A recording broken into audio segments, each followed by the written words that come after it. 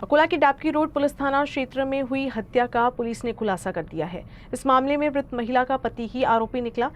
इस police जांच के दौरान आरोपी सादिक शाह तशरीफ शाह ने खुद सामने आकर अपराध कबूल कर लिया, जिससे इस पूरे मामले ने नाटकीय मोड़ ले लिया।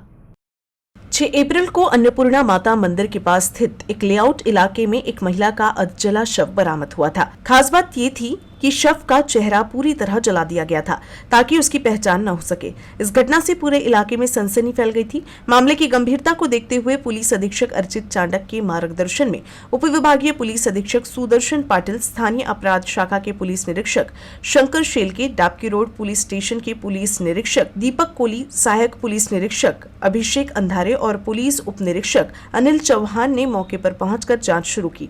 पुलिस ने अलग अलग टीमों का गठन कर मृत महिला की पहचान और आरोपी की तलाश शुरू की। आखिरकार आरोपी सादिक शाह तशरीफ शाह खुद पुलिस के सामने सरेंडर हो गया, जिससे इस हत्या की गुत्थी सुलझ गई। दरम्यान आम्ही त्या महिलेची ओळख पटावी म्हणून शोधपत्रिका जारी केली होती।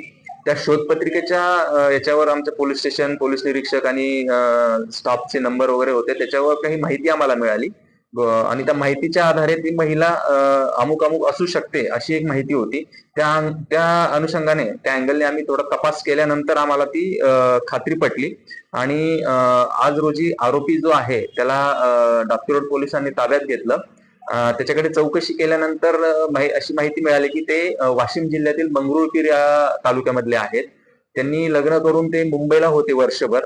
मुंबईवरून ते डिलिव्हरीसाठी, त्या महिलेच्या डिलिव्हरीसाठी आता गेल्या 2 महिन्यापासून अकोल्यामध्ये भाड्याच्या घरात राहत होते आणि त्यांचे गेल्या 2-3 महिन्यापासून खूप भांडण सुरू होते असं त्याच्या एकंदरीत इन्व्हेस्टिगेशन मधून आता माहिती मिळाली आणि त्या भांडणाच्या फ्रस्ट्रेशन मध्ये त्यांनी या घटनेच्या म्हणजे 6 तारखेच्या आदल्या रात्री त्यांचे जोरदार भांडणं झाले आणि त्या दिवशी त्यांनी गळा दाबून आणि मारून त्या महिलेला त्या परिसरामध्ये आणून पेट्रोलचा वापर करून जाळण्यात आलेला आहे।